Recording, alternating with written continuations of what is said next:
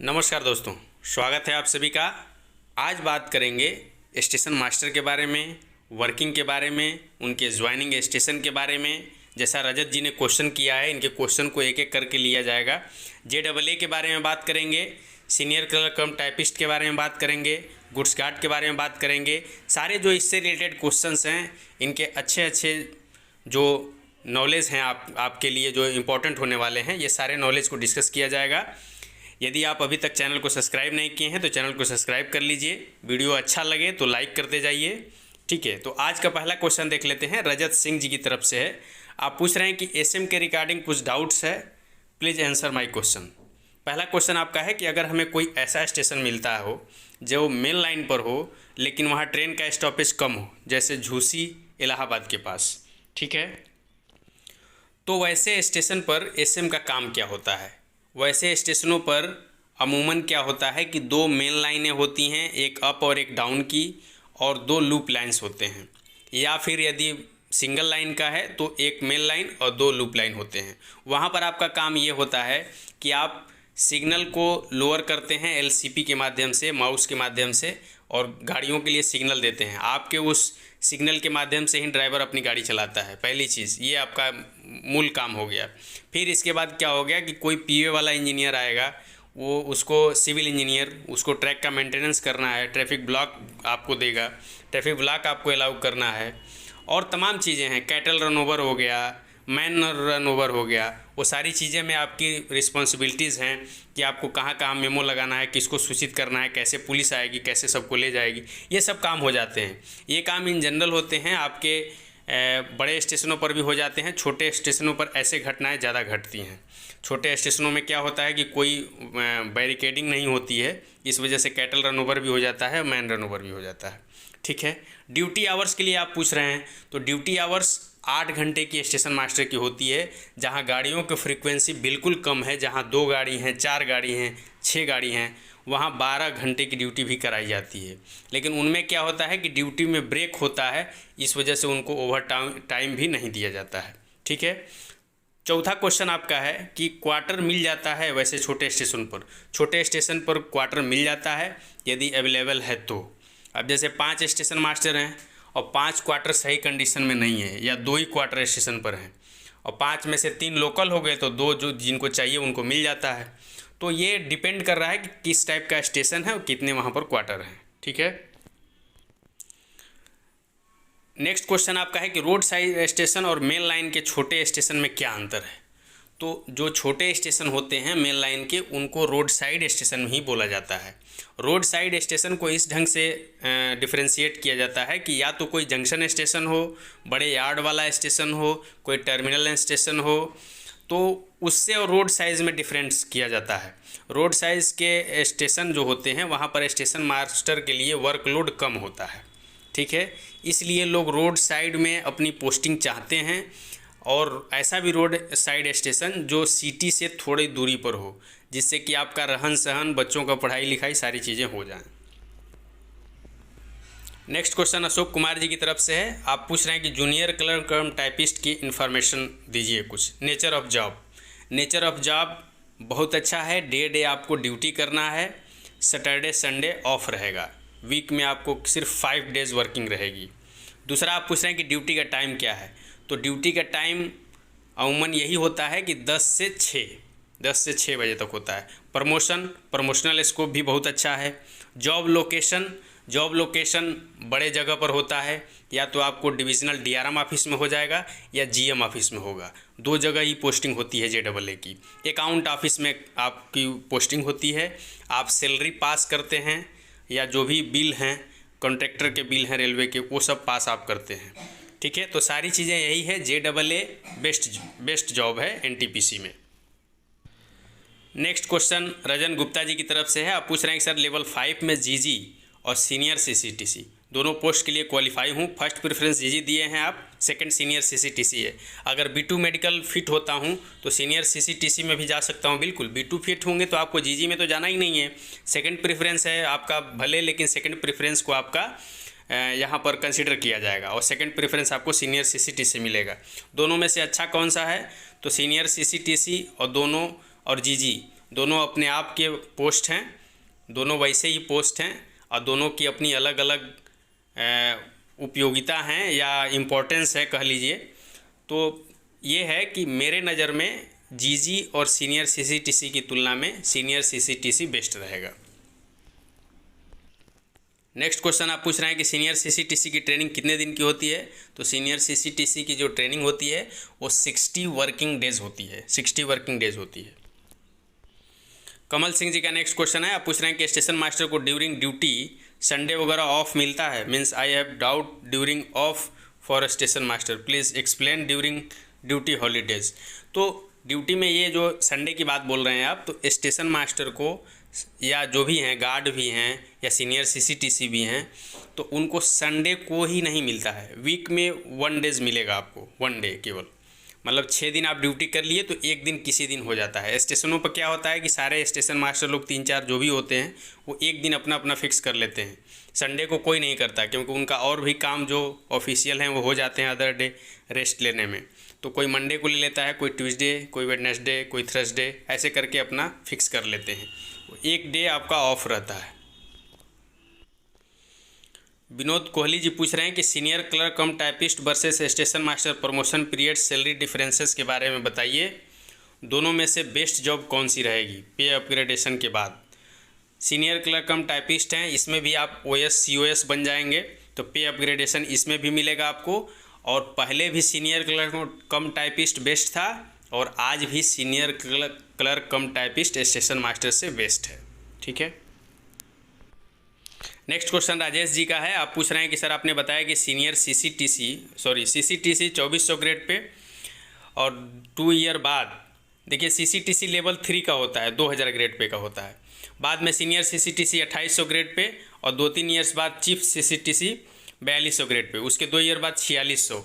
हम SM 4200 के साथ 2400 ग्रेड पे ज्वाइन करेगा, उसको भी 4600 ग्रेड पे हमसे 2-3 ईयर पहले मिल जाएगा। देखिए पहले नहीं मिल पाएगा, जोड़ेंगे तो आप 4600 में पहले जाएंगे, इनको पहले नहीं मिल पाएगा।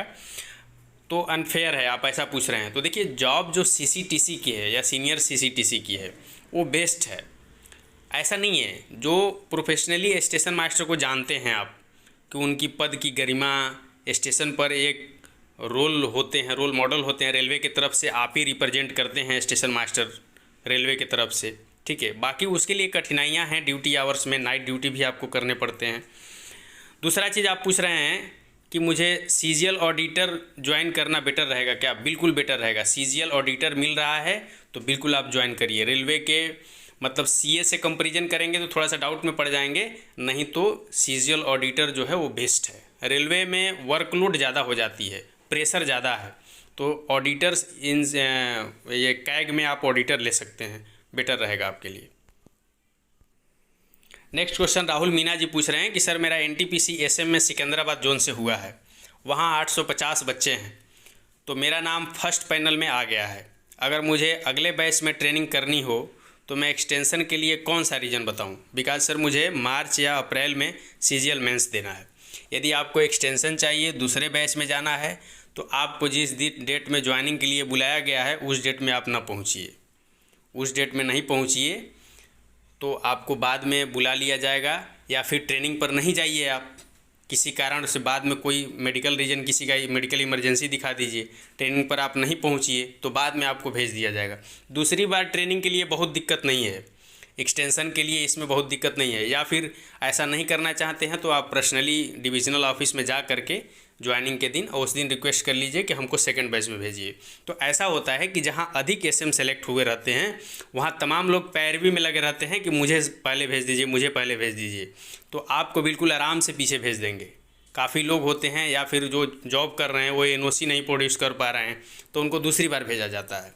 तो ये इसमें बहुत कुछ नहीं है, तुरंत आपको वहाँ कंसिडर कर लिया जाएगा, आपकी जगह दूसरे को भेज दिया जाएगा और आपको दूसरी बार भेजा जाएगा। नेक्स्ट क्वेश्चन जगमोहन जी का है, आप पूछ रहे हैं कि मेरा रांची बोर्ड से SM में सिलेक्शन हो गया है, पैनल में नाम भी आ गया है और आज लेवल 5 का रिजल्ट आया, उसमें भी मेरे सभी पोस्ट के कट ऑफ क्लियर हो जाता। आपकी बातें सुनकर बहुत डिमोटिवेट फील कर रहा हूँ।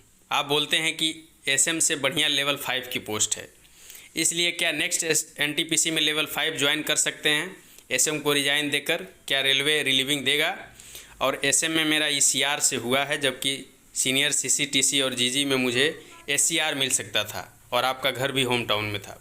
तो देखिए जगमोहन जी, हम यही कहेंगे कि जब आपके पास ऑप्शंस हो कि दोनों में से चूज करिए, तब आप चूज कर लीजिए। लेकिन यदि इतना भी बुरा होता लेवल 6 या स्टेशन मास्टर, तो मैं दूसरी बार एनटीपीसी को क्यों ना अप्लाई करता।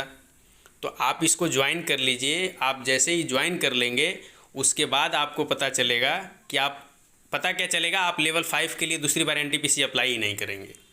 ठीक है, तो आप इसको ज्वाइन करिए, बिल्कुल डिमोटिवेट होने की कोई बात नहीं है इसमें। जो असलियत है उसको हम बताते हैं। जब आप स्टेशन मास्टर ज्वाइन कर लेंगे, नाइट ड्यूटी करने में तकलीफ़ होती है इसमें। और क्या होता है कि वर्क प्रेशर जो थोड़ा सा होता है, हालांकि जो एनटीपीसी से आता है उसकी कोई दिक्कत नहीं है। तो ऐसा नहीं है, डिमोटिवेट होने की बात नहीं है इससे। जो वर्क है वो हमने बताया था आप लोगों को कि लेवल 5 में यदि जीजी ज्वाइन करेंगे, जीजी वीजी मिल जाता है तो जीजी तो और प्रेशर की बात है ना। लेवल 5 में आपका लेवल 5 में हो जाए मान लीजिए, और गुड्स गार्ड ज्वाइन करा दे आपको, तो आप ट्रेन में ही घूमते रह गए। तो जीजी से तो बहुत बेटर है ना स्टेशन मास्टर। तो ऐसा डिमोटिवेट होने की कोई ज़रूरत नहीं है, आप ज्वाइन करिए। हम खुद इस कैडर में वर्क कर रहे हैं, एज ए स्टेशन सुपरिटेंडेंट में वर्क कर रहा हूँ अभी, लेकिन मैं भी स्टेशन मास्टर से ही आया हूँ। ठीक है, कोई डिमोटिवेट होने की कोई बात नहीं है। नेक्स्ट क्वेश्चन हर हर महादेव जी की तरफ से है। आप पूछ रहे हैं कि केवल इंटर तक पढ़ा हूँ और मैं लेवल 3 सीसीटीसी में भर्ती हूँ, तो क्या आगे प्रमोशन होगा या नहीं। यदि प्रमोशन नहीं होगा तो मैं लेवल 3 में भर्ती होने के बाद स्नातक में एडमिशन लेता हूँ और 3 साल बाद स्नातक पूरा करके रेलवे में डिग्री जमा करता हूँ, तो क्या प्रमोशन 3 साल लेट होगा। देखिए इसका जवाब सिंपल सा है कि लेवल 3 में जब आप आते हैं तो आपका प्रमोशन इंटर वाले से आराम से रेगुलर प्रमोशन होता रहेगा। ग्रेजुएशन की जहाँ तक बात है, ग्रेजुएशन की कोई ज़रूरत नहीं पड़ेगी। ग्रेजुएशन की ज़रूरत आपको तब पड़ती है जब आप दूसरा कोई फॉर्म अप्लाई करना चाहते हैं। ठीक है, बाकी यहाँ पर आपको ग्रेजुएशन की ज़रूरत नहीं पड़ेगी प्रमोशन में। रही बात डिग्री लगाने की, तो यदि आप डिस्टेंस लर्निंग से प्राइवेट से कहीं से डिग्री प्राप्त करते हैं तो आपका सर्विस रिकॉर्ड में लगेगा, वरना रेगुलर कोर्स करके करेंगे तो नहीं लग पाएगा। टॉप रैंकर की तरफ से क्वेश्चन है। आप पूछ रहे हैं कि मैंने एक डिप्टी सीटीआई से बात किया, वो बोल रहे थे कि सीनियर सीसीटी ज्वाइन करने के 2 साल बाद 4200 में आ जाओगे। क्या यह सच है। बिल्कुल सही है, 2 साल बाद आप 4200 में आ जाएंगे। विनय कुमार जी का नेक्स्ट क्वेश्चन है। आप पूछ रहे हैं कि आरआरबी एनटीपीसी 01/2019 में एनसीआर और एनआर का क्या मतलब है, जबकि एनआर का जोन तो आरआरबी चंडीगढ़ है। देखिए आरआरबी चंडीगढ़, एनआर में 5 डिवीज़न हैं आपका, Moradabad division, Lucknow division, Ambala division, Delhi division, Firozpur division. लेकिन पांचों डिवीज़न में नियुक्ति 3 आरआरबी से होती है। फिरोजपुर डिवीज़न का नियुक्ति आरआरबी जम्मू करता है, और आपका ये अम्बाला और दिल्ली डिवीज़न की नियुक्ति आरआरबी चंडीगढ़ करता है, और लखनऊ और मुरादाबाद की नियुक्ति जो है वो आरआरबी इलाहाबाद करता है। तो जो आरआरबी एनटीपीसी में इलाहाबाद में एनआर है वो मुरादाबाद और लखनऊ के लिए है। तो एनआर के 5 डिवीज़न में 3 आरआरबी से नियुक्ति होती है, इसलिए ऐसा लिखा हुआ है। नेक्स्ट क्वेश्चन सुभा चंद जी की तरफ से है। आप पूछ रहे हैं कि कोई आरआरबी में पीओ में काम कर रहे हैं आपका फ्रेंड, और अच्छा गर्ल्स हैं, और she got selected in level 5 Malda. She is in dilemma whether is join to railway और नॉट। तो यदि आरआरबी में हैं, रीजनल रूरल बैंक में हैं, पीओ के पोस्ट पर हैं, और पोस्टिंग अच्छी जगह है, मतलब बिल्कुल रूरल एरियाज़ में नहीं है, और वहाँ आपको कोई दिक्कत नहीं हो रही है, तो लेवल 5 को नहीं ज्वाइन करना चाहिए, क्योंकि यहाँ वर्कलोड, प्रेशर और ट्रांसफ़र सारी चीज़ें आ जाती हैं। हाँ, यदि बहुत ग्रामीण इलाके में आपकी पोस्टिंग है, और ग्रामीण बैंक ग्रामीण इलाके में रहता ही है, और भी आसार हैं कि ग्रामीण इलाके में भी रहना है, आपको शहर में आना है तो लेवल 5 को ज्वाइन कर लेना चाहिए। राहुल कुमार जी पूछ रहे हैं कि फादर नेम में मिस्टेक है, रघुनाथ प्रसाद और SRIW हो गया है, और मैट्रिक के सर्टिफिकेट में SRIVA है। तो आप इसके लिए एफिडेविट देंगे राहुल जी, इसके लिए एफिडेविट बनवा लीजिएगा। अरुण यादव जी पूछ रहे हैं कि ऑन रिक्वेस्ट ट्रांसफ़र में एक जोन से दूसरे जोन में जाने पर सीनियरिटी या प्रमोशन में कोई दिक्कत आती है क्या। बिल्कुल सीनियरिटी में आ जाएगा, बिल्कुल बॉटम सबसे लास्ट पायदान पर आप आते हैं। उस टाइम जितने लोग उस डिवीज़न में रहेंगे उससे सबसे लास्ट पायदान पर आते हैं, उससे प्रमोशन आपकी काफ़ी देर में होती है। ऑन रिक्वेस्ट ट्रांसफ़र में। और दूसरा आप पूछ रहे हैं कि आसपास आने का तरीका क्या है, आपका चंदौसी होम टाउन है तो वही ऑन रिक्वेस्ट है या फिर कोई म्यूचुअल मिल जाए। अमन यादव जी का नेक्स्ट क्वेश्चन है, आप पूछ रहे हैं कि मेरे पैन कार्ड में मेरे नाना का नाम, बाकी आधार कार्ड में पिताजी का नाम है, क्योंकि बचपन में हमने नाना के यहाँ रहता था इसलिए पैन कार्ड में उनका नाम चढ़ लिया है। सुधरवाए हैं कि चल जाएगा? तो इसको सुधरवाना ज़रूरी है। अभी डीबी तक तो आपको कोई दिक्कत नहीं होगा ज्वाइनिंग तक, लेकिन इसको ज़रूर सुधरवा लीजिएगा। अब आगे इनकम टैक्स जब डिडक्शन की बारी आएगी तो उसमें प्रॉब्लम करेगा। नेक्स्ट क्वेश्चन भवानी एसपी जी की तरफ से है, आप पूछ रहे हैं कि सर एसएससी एमटीएस का ज्वाइनिंग लेटर आ गया है, 9 दिसंबर है ज्वाइनिंग की, लेवल 5 का डीवी 1 दिसंबर को है, तो क्या करूं? रेलवे डीबी के बाद एसएससी एमटीएस में ज्वाइन करूं तो कुछ प्रॉब्लम होगा रेलवे ज्वाइनिंग के टाइम, या फिर ज्वाइन करके एनओसी लेके जाना रहेगा? ज्वाइन करके एनओसी लेके नहीं जाना रहेगा। हमारी तो यही राय है कि आप थोड़ा देर रुक जाइए, एक्सटेंशन वहाँ लीजिए, या तो एक्सटेंशन लीजिए, या दूसरा चीज़ ये कर सकते हैं कि ज्वाइन तो कर लेंगे लेकिन आपका एनपीएस नहीं बनवाइएगा। तो 2 तरीके हैं, या तो आप वहाँ एक्सटेंशन ले लीजिए, ज्वाइन ना करिए, क्योंकि वहाँ एमटीएस ज्वाइन करने का कोई मतलब नहीं है, और ज्वाइन कर भी रहे हैं तो अपना एनपीएस क्रिएट ना करवाइए। नेक्स्ट क्वेश्चन चंद्रदीप सिंह जी की तरफ से है, आप पूछ रहे हैं कि एसएससी सीजीएल टियर 1 का एग्ज़ाम 6 दिसंबर को है और मेरा आरआरबी एनटीपीसी का डीबी 5 दिसंबर को है, 2:30 बजे से 3:30 बजे तक। क्या हमको रेलवे के साइड से कुछ रिलीफ मिल सकता है? रेलवे आपको कोई रिलीफ नहीं देगी चंद्रदीप जी, रेलवे आपको कोई रिलीफ नहीं देगी, ठीक है। आप अपने हिसाब से इसको मैनेज करिए, यदि एग्ज़ाम पकड़ पाते हैं तो ठीक है, नहीं तो आप डीबी कराइए, एग्ज़ाम को छोड़िए। नेक्स्ट क्वेश्चन बिक्की सिंह जी की तरफ से है, आप पूछ रहे हैं कि पैनल के बाद डिवीज़न का अलॉटमेंट कौन सा डिपार्टमेंट करता है? क्या नेम है जिस डिपार्टमेंट में मेडिकल कराया था वही डिवीज़न हमें अलॉट होगा? ऐसा नहीं है, जिसमें आप मेडिकल कराए थे वही डिवीज़न मिलेगा, ऐसा आपको नहीं है। और दूसरा चीज़ ये है कि जो अलॉटमेंट होती है वो पीसीपीओ ऑफिस से होती है, principal chief personnel officer, personnel department है, कार्मिक डिपार्टमेंट है, जीएम ऑफिस में पीसीपीओ साहब बैठते हैं, उन्हीं के ऑफिस से अलॉट होता है ये। नेक्स्ट क्वेश्चन बरारा बॉय जी की तरफ से है, आप पूछ रहे हैं कि सर सुना है कि जनवरी 2023 से डीए 42% होने जा रहा है, क्या सही न्यूज़ है? बिल्कुल सही न्यूज़ है। 1 जनवरी को और 1 जुलाई को डीए बढ़ता है, 4% की सुबुगाहट है, 4% या 3% मिल जाएगा, या तो 42 होगा या 41 होगा।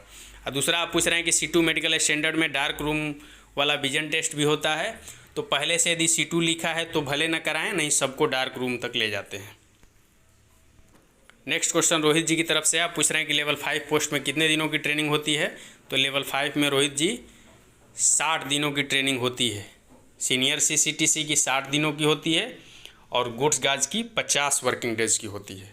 50 वर्किंग डेज़ गुड्स गार्ड में और 60 वर्किंग डेज़ सीनियर सीसीटीसी में, ठीक है।